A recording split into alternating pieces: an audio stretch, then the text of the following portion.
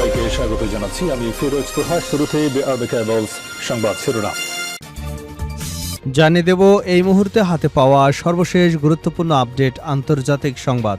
শুরুতেই থাকছে যুক্তরাষ্ট্রের চেয়ে কৌশলগতভাবে সুবিধাজনক অবস্থানে ইরান। আল জাজিরার বিশ্লেষণে এমন খবর সামনে এসেছে। কৌশলগত পরামর্শক প্রতিষ্ঠান দ্য কিলোয়েন গ্রুপের চেয়ারম্যান হারলান উলম্যান বলেছেন, হরমুজ প্রণালীর উপর ইরানের প্রভাব যুক্তরাষ্ট্রকে কৌশলগতভাবে কঠিন এক অবস্থার মধ্যে ফেলেছে। সাবেক মার্কিন নৌ কর্মকর্তা আল জাজিরাকে বলেন, একেবারে শুরু থেকে এটা অস্পষ্ট ছিল যে এই সংঘাতে যুক্তরাষ্ট্রের প্রকৃত লক্ষ্য কী ছিল। অনেকেই প্রশ্ন করেছেন, ইরান যুদ্ধ থেকে যুক্তরাষ্ট্র আসলে কী অর্জন করতে চেয়েছিল। এবারে জানাবো খামেনি হত্যার প্রতিশোধের তালিকায় ট্রাম্প এবং ইউরোপের শীর্ষ নেতারা। ইরানের সাবেক সর্বোচ্চ নেতা আলী খামেনির হত্যাকাণ্ডের প্রতিশোধ নেওয়ার ঘোষণা ঘিরে দেশটির একটি গণমাধ্যম ১৩ জন বিদেশি নেতাকে সম্ভাব্য লক্ষ্যবস্তু হিসেবে উল্লেখ করে তাদের ছবি প্রকাশ করেছে। প্রকাশিত তালিকায় যুক্তরাষ্ট্রের প্রেসিডেন্ট ডোনাল্ড ট্রাম্প সহ ইউরোপের বেশ কয়েকজন নেতার ছবিও রয়েছে। জানাবো ওমানে থাকা মার্কিন নাগরিকদের প্রতি সতর্কবার্তা দিল যুক্তরাষ্ট্র। ওমানের দুকুম এবং মুসান্দামে অবস্থানরত মার্কিন নাগরিকদের নিরাপদ স্থানে অবস্থান করবার পরামর্শ দিয়েছে দেশটিতে থাকা যুক্তরাষ্ট্রের দূতাবাস। এক প্রতিবেদনে দূতাবাসের বরাতে এ তথ্য জানিয়েছে আল জাজিরা। জানিয়ে দেব ইসরায়েলিদের হাতে মার্কিন আইন প্রণেতা আটক, কি করবেন ডোনাল্ড ট্রাম্প। অধিকৃত পশ্চিম তীর সফরের সময় সশস্ত্র ও অবৈধ ইসরায়েলি ইহুদি বসতি স্থাপনাকারীদের হাতে সদল বলে আটক হবার তথ্য জানিয়েছেন মার্কিন কংগ্রেসের প্রতিনিধি পরিষদের সদস্য রো খান্না। গত শনিবার তিনি এ ঘটনার কথা উল্লেখ করে একে দখলদারিত্বের অধীনে ফিলিস্তিনিদের প্রতিদিনের কঠোর বাস্তবতার এক নির্মম চিত্র বলে বর্ণনা করেন। এদিকে কুখ্যাত ইসরায়েলপন্থী মার্কিন সিনেটরের আকস্মিক মৃত্যু নিয়ে যা জানা গেল। ইসরায়েলপন্থী মার্কিন সিনেটর লিন্ডসে গ্রাহাম ৭১ বছর বয়সে মারা গেছে। রোববার তার কার্যালয় থেকে দেওয়া এক বিবৃতিতে জানানো হয়, সংক্ষিপ্ত এবং আকস্মিক অসুস্থতার পর স্থানীয় সময় শনিবার সন্ধ্যায় শেষ নিঃশ্বাস ত্যাগ করেছেন তিনি। এবং সর্বশেষ জানাবো ইরানের ড্রোন হামলার বিরল প্রতিবাদ ওমানের, রাষ্ট্রদূত তলব। ওমানের ভূখণ্ডে ড্রোন হামলার ঘটনায় ইরানের রাষ্ট্রদূতকে তলব করেছে ওমান। এ সময় রাষ্ট্রদূতের কাছে আনুষ্ঠানিক প্রতিবাদ জানায় দেশটির সরকার। চলমান যুদ্ধ পরিস্থিতিতে এবারই প্রথম কোনো ইরানি রাষ্ট্রদূতকে তলব করল দেশটি। এতক্ষণ শুনছিলেন সংবাদ শিরোনাম, এবার থাকছে পুরো সংবাদ। প্রিয় দর্শক, অনুরোধ থাকবে এই ভিডিওতে একটি লাইক দিন, কমেন্টস করে জানিয়ে দিন এই ভিডিওটি আপনি কোন জেলা থেকে দেখছেন এবং শুনছেন। ইরান ইসরায়েল ফিলিস্তিনি যুক্তরাষ্ট্র যুদ্ধে আপনি যদি মুসলিমদের সমর্থন করে থাকেন তাহলে চ্যানেলটি সাবস্ক্রাইব করে বেল আইকনটি বাজিয়ে রাখুন।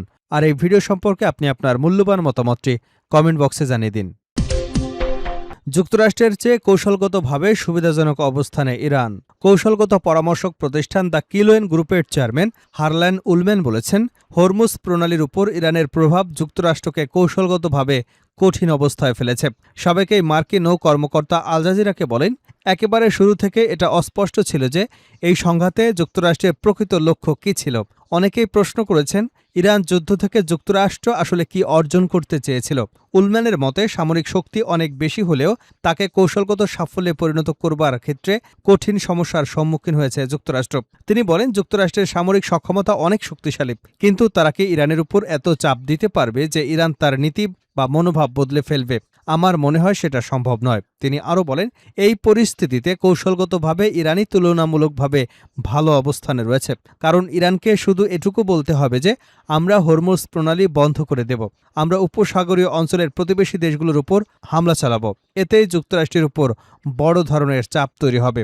তার মতে অন্যদিকে যুক্তরাষ্ট্রের হাতে মূলত আকাশ পথে হামলা চালানো ছাড়া তেমন কোনো কার্যকর উপায় নেই, কিন্তু এতে এমন কোনো ফল পাওয়া যাচ্ছে না যা দুপক্ষের কারোর জন্যই ভালো। উলম্যান সতর্ক করে বলেন, এই সংঘাত একটি বৃহত্তর আঞ্চলিক যুদ্ধে রূপ নেবার ঝুঁকি রয়েছে। তার মতে বিশ্ব অর্থনীতি এবং পরিস্থিতি সামাল দিতে প্রস্তুত নয়। তিনি বলেন, বিশ্বে ব্যবহৃত মোট জ্বালানির প্রায় ২০% হরমুজ প্রণালী দিয়ে পরিবহন করা হয়।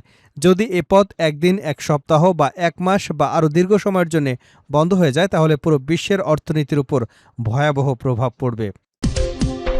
খামেনি হত্যার প্রতিশোধের তালিকায় ট্রাম্প এবং ইউরোপের শীর্ষ নেতারা। ইরানের সাবেক সর্বোচ্চ নেতা আলী খামেনির হত্যাকাণ্ডের প্রতিশোধ নেওয়ার ঘোষণা ঘিরে দেশটির একটি গণমাধ্যম ১৩ জন বিদেশি নেতাকে সম্ভাব্য লক্ষ্যবস্তু হিসেবে উল্লেখ করে তাদের ছবি প্রকাশ করেছে। প্রকাশিত তালিকায় যুক্তরাষ্ট্রের প্রেসিডেন্ট ডোনাল্ড ট্রাম্প সহ ইউরোপের কয়েকজন শীর্ষ নেতার ছবিও রয়েছে। এদিকে ইরানের বর্তমান সর্বোচ্চ নেতা মোস্তফা খামেনি বাবার হত্যার প্রতিশোধ নেওয়ার অঙ্গীকার পুনর্ব্যক্ত করেছেন। ঠিক এমন প্রেক্ষাপটেই রক্ষণশীল অবস্থানের জন্য পরিচিত ইরানি সংবাদ মাধ্যম হামশাহরি তাদের অনলাইন সংস্করণে ওই ইনফোগ্রাফিক প্রকাশ করেছে। শনিবার দেওয়া এক বিবৃতিতে মোস্তফা খামেনি বলেন, প্রতিশোধ নেওয়া ইরানি জাতির দৃঢ় সংকল্প এবং তা বাস্তবায়ন করা হবে। তিনি আরও দাবি করেন, তালিকাভুক্ত ব্যক্তিরা স্বাভাবিক মৃত্যুবরণ করতে পারবেন না, যদিও বিবৃতি তিনি কারো নামে সরাসরি উল্লেখ করেনি। পরে শনিবার গভীর রাতে হামশাহরির ওয়েবসাইটে ওই বিবৃতির সঙ্গে ১৩ জন বিদেশি নেতার ছবি সংবলিত একটি ইনফোগ্রাফিক প্রকাশ করা হয়। তবে এটি ইরানের শীর্ষ নেতৃত্বের আনুষ্ঠানিক অনুমোদন পেয়েছে কিনা সে বিষয়ে কোনো তথ্য পাওয়া যায়নি, যদিও সংবাদ মাধ্যমটি তেহরানের ক্ষমতাসীন মহলের ঘনিষ্ঠ বলেই পরিচিত। প্রকাশিত ছবিতে যুক্তরাষ্ট্রের প্রেসিডেন্ট ডোনাল্ড ট্রাম্প, ইসরায়েলের প্রধানমন্ত্রী বেনিয়ামিন নেতানিয়াহু এবং যুক্তরাজ্যের প্রধানমন্ত্রী কিয়ার স্টারমার, পাশাপাশি যুক্তরাষ্ট্রের পররাষ্ট্রমন্ত্রী মার্কো রুবিও, প্রতিরক্ষামন্ত্রী পিট হেগসেথ, ফ্রান্সের প্রেসিডেন্ট ইমানুয়েল ম্যাক্রো, ইতালির প্রধানমন্ত্রী জর্জিয়া মেলোনি এবং জার্মানির চ্যান্সেলর ফ্রিডরিশ মার্চের ছবি রয়েছে। বার্তা সংস্থা এপির প্রতিবেদনে তালিকার বাকি ব্যক্তিদের পরিচয় প্রকাশ করা হয়নি। সংস্থাটি আরও জানায়, ইনফোগ্রাফিকটি অনলাইন প্রকাশিত হলেও রোববারের মুদ্রিত সংস্করণে তা স্থান পায়নি। এর আগে ইরান অভিযোগ করেছিল, সাম্প্রতিক পূর্ণাঙ্গ সংঘাতের সময় কয়েকটি ইউরোপীয় দেশ যুক্তরাষ্ট্রকে নিজেদের ভূখণ্ড এবং আকাশসীমা ব্যবহারের সুযোগ দিয়েছে। তেহরানের দাবি, এ কারণে ওই দেশগুলো ওয়াশিংটনের সহযোগী হিসেবে পরিচিত। ওমানে থাকা মার্কিন নাগরিকদের প্রতি সতর্কবার্তা দিল যুক্তরাষ্ট্র। ওমানের দুকুম ও মুসান্দামে অবস্থানরত মার্কিন নাগরিকদের নিরাপদ স্থানে অবস্থান করবার পরামর্শ দিয়েছে দেশটিতে থাকা যুক্তরাষ্ট্রের দূতাবাস। একটি প্রতিবেদনে দূতাবাসের বরাতে এ তথ্য জানিয়েছে আল জাজিরা। প্রকাশিত সতর্কবার্তায় দূতাবাস বলছে, সাম্প্রতিক তৎপরতার কারণে দুকুম বা মুসান্দামে অবস্থান করলে নাগরিকদের সম্ভব হলে নিজ নিজ বাসা, হোটেল বা অন্য কোনো নিরাপদ ভবনের ভেতরে থাকুন এবং জানালার কাছ থেকে দূরে থাকুন। দূতাবাস আরও জানিয়েছে, মধ্যপ্রাচ্যের পরিস্থিতি তারা নিবিড়ভাবে পর্যবেক্ষণ করছে এবং পরিস্থিতি অনুযায়ী নিয়মিত হালনাগাদ তথ্য দেওয়া হবে, যাতে মার্কিন নাগরিকরা নিজেদের নিরাপত্তার বিষয়ে প্রয়োজনীয় সিদ্ধান্ত নিতে পারে। ইসরায়েলিদের হাতে মার্কিন আইন প্রণেতা আটক, কি করবেন ট্রাম্প? অধিকৃত পশ্চিম তীর সফরের সময় সশস্ত্র এবং অবৈধ ইহুদি বসতি স্থাপনকারীদের হাতে সদল বলে আটক হওয়ার তথ্য জানিয়েছেন মার্কিন কংগ্রেসের প্রতিনিধি পরিষদের সদস্য রো খান্না।